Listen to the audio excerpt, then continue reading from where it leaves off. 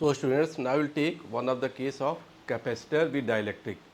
Capacitor with dielectric medium में कैसे उसका बिहेवियर है, that I have done in the previous classes also, लेकिन आज हम कुछ और स्पेशल केसेस कुछ लेफ्ट आउट रह जाते हैं, still that will discuss. And some cases of wires, दो चार कैपेसिटर है, एक के ऊपर वायर लगा दिया तो वो शॉर्ट कर गया तो कैसे चार्जेस आएंगे, स्विच को इधर से उधर करते हैं तो उसमें कैसे आएंगे चार्ज डिस्ट्रीब्यूट होना, all this cases I will discuss. तो miscellaneous topic it is, final form में हम इस चैप्टर को कंप्लीट करेंगे. ठीक है, तो कैपेसिटर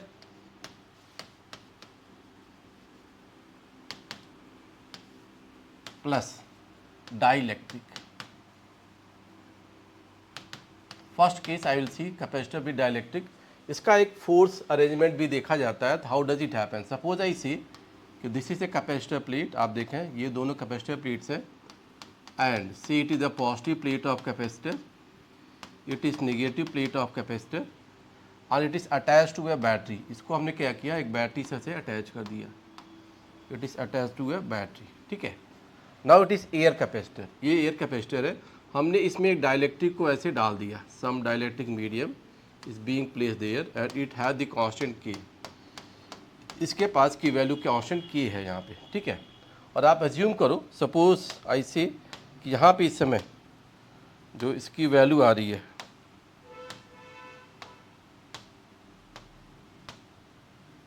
ये एक्स लेंथ है, this length is x, total side length इसका क्या है, ए है. You can see x length is with dielectric and remaining part a minus x, it is in air. Correct. तो what could be the force on dielectric medium if it is slightly inserted? तो what you will find, these are the positive negative plates. तो यहाँ पे induce charge आएगा, positive के पास negative charge induce आएगा, negative plate के पास पॉजिटिव चार्ज इंड्यूस्ड आ जाता है. This thing will happen. तो this negative and positive charges ऐसे जो आ रहे हैं, तो दे विल फील अट्रैक्शन. ये जो पॉजिटिव प्लेट ऑफ बैटरी है तो उसको अट्रैक्शन फोर्स एफ देगी, या ये चार्जेस भी यहाँ पे इसको अट्रैक्ट होंगे, this will give force F. इस फोर्स का अगर आप देखोगे तो still it has the two components, one is F x, other is F y. Second वाले में देखिएगा तो one is F x, other is F y. तो what you will find, F x components will add up और इसको अंदर की तरफ पुश करके ले जाएगा. तो this dielectric medium will have the tendency to go inside. और मान लेता हूँ मैं कि इस समय पे एरिया ऑफ द प्लेट्स और गैप जो है, this gap is small d, this gap I take it as small d. Say battery potential is V. तो आप देखोगे इस समय जो कैपेसिटेंस है सी, दो पार्ट से मिलकर बना हुआ C1 प्लस C2. C1 आई से with the dielectric medium and C1 with the C2 with the air. तो C1 की वैल्यू मैं क्या लिखूंगा, देखिए epsilon into area, area of the plate. अगर आप यहाँ पे देखेंगे फॉर दिस कैपेसिटर ना, तो आप ये कह सकते हो कि साइड लेंथ को मैंने ए मान लिया, स्क्वायर प्लेट मान लीजिए, दिस स्क्वायर प्लेट्स, ये दोनों प्लेट्स क्या है, स्क्वायर है. तो स्क्वायर में जो एरिया इसके साथ आ जाएगा that will be A into x over gap. अब देखिएगा दिस इज साइड लेंथ ए और एक्स लेंथ इसमें चला गया ये. ठीक है, गैप क्या होगा इसके पास, d, epsilon a by d, और this is with constant K. तो K epsilon a x by d, it is the C1. Second air वाला जो कैपेसिटर हुआ वो क्या हो जाएगा, epsilon a into a minus x upon d ना. अब आप देखिए second plate how much gap is left, a minus x, और पीछे जो साइड लाइन जा रही होगी ए जा रही होगी, तो रिमेनिंग एरिया ऐसे आ गया. This two capacitors are in parallel combination. Correct, they are in parallel combination, ऐसे हम लोग मान सकते हैं. One they are in parallel combination, I can see because potential difference is same and voltage is this, you can see C net. तो C net की value देखो यहाँ पे क्या आ गया, सी नेट की value if I write it is epsilon A upon d, it is coming out as common ना, epsilon A upon d is common. एक में क्या आ गया, K x, this is K x.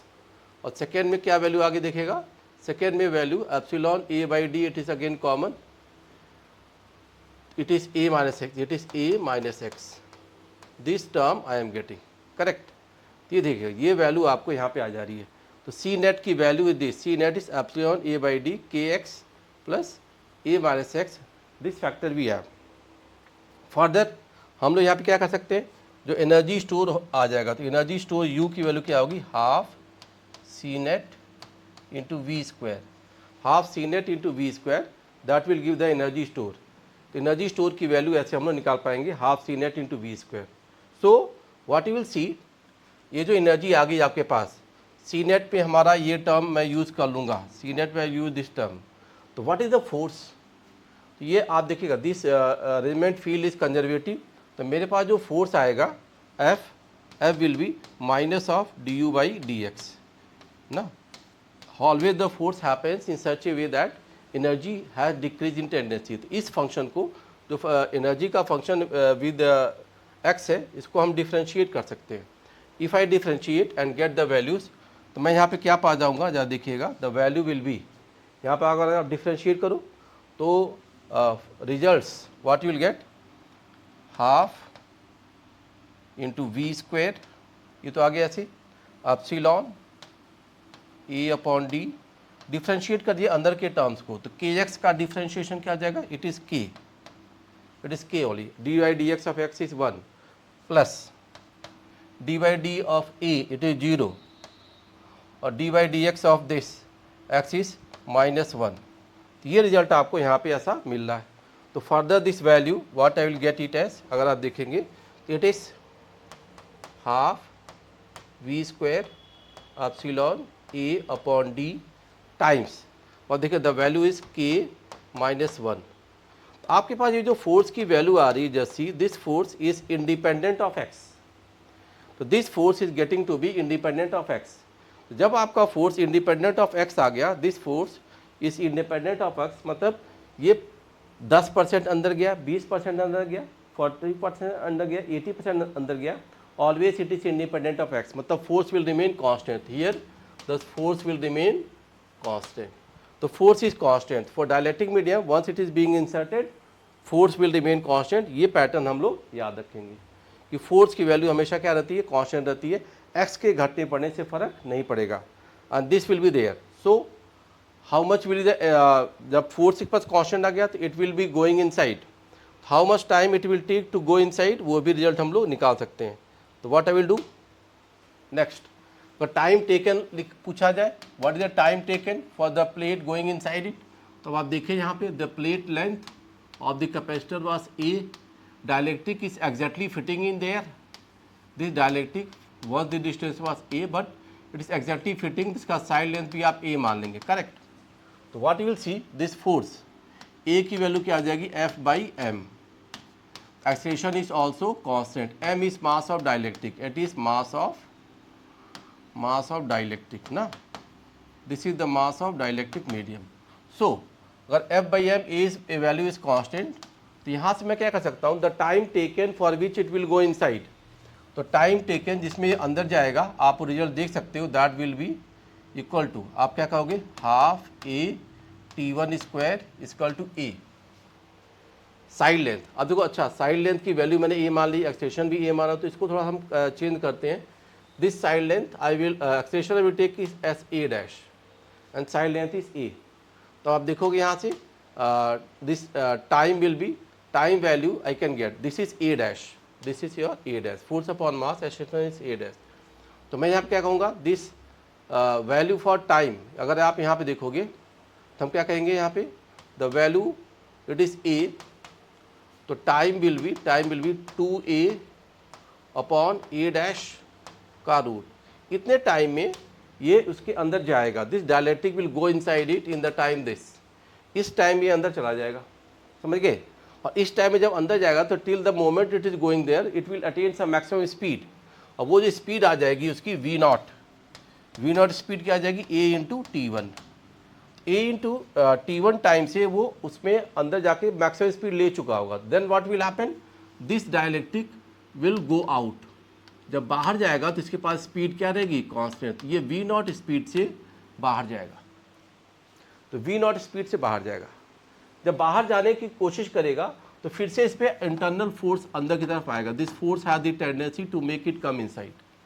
तो ये फोर्स जो अंदर आएगा तो इसकी स्पीड को धीरे धीरे क्या करेगा, कम करेगा, but speed is remaining constant. Sorry, speed तो कम होगा, एक्सेलरेशन इज रिमेनिंग कांस्टेंट. तो जिस टाइम में अंतर गया, इनर्शिया ऑफ मोशन से मैक्सिमम स्पीड से आगे जाएगा, तो उसको रिटार्डेशन भी मिलेगा ना. तो पहले एक्सेलरेशन था, दूसरी बार में क्या होगा, रिटार्डेशन आ जाएगा। तो what you will see the time पे जब स्पीड आ चुकी थी, स्पीड की वैल्यू तो ये आ जाएगी, मैक्सिमम स्पीड जो आ चुकी थी, उसके बाद रिटार्डेशन फील होगा। फाइनली जब ये बाहर जा चुका होगा तो इस समय पे किसी अगले टाइम पे T2 टाइम पे it will come to rest, रुकेगा, फिर ये अंदर पुल इन हो जाएगा क्योंकि इसको ये वाले फोर्स लग ही रहे थे।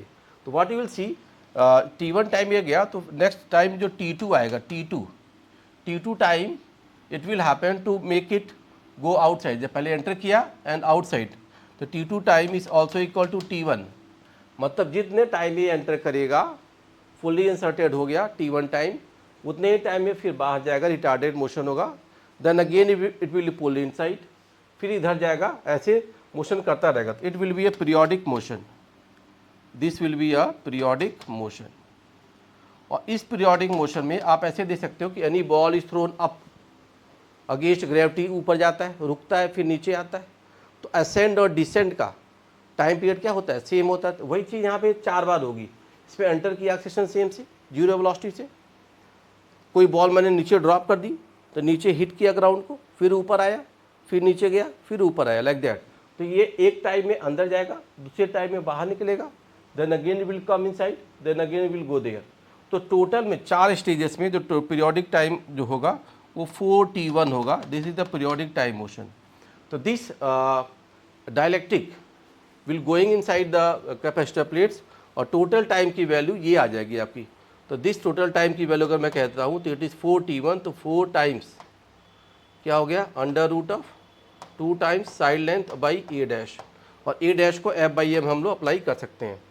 तो कोई डायलेक्ट्रिक मीडियम इसमें जब जा रहा है कैपेसिटर प्लेट्स में तो उस पर फोर्स की टेंडेंसी क्या है, बैटरी से अटैच हुआ था तो रिजल्ट क्या फॉर्मेशन आ रहा है, all that I have discuss, and force remains constant. हाँ, इसमें ये चीज़ जरूर होगा कि once it is fully inside तब इस पर मैक्सिमम चार्ज फ्लो होगा, जब बाहर जाएगा तो चार्ज फ्लो रिट्रीव भी करेगा ना, that will go back also, then again it is coming. तो चार्ज का कंटिन्यूस भी क्या होगा, see the way C is changing the same way charge flow will also vary, because battery potential will always remain constant, वो हमेशा same हो रहा है। तो चार्ज का फ्लो, फंक्शन और टाइम भी किसी समय हम दे सकते हैं कि इस कैपेसिटर प्लेट पे क्या चार्ज हुआ था, कितना चार्ज पॉजिटिव बने, बढ़ेगा भी घटेगा भी, as per the capacitors that value will get. तो ये चीज़ हम लोग यहाँ पे इसको डिटेल में देख सकते हैं, capacitor with dielectric force and results. Okay, thank you.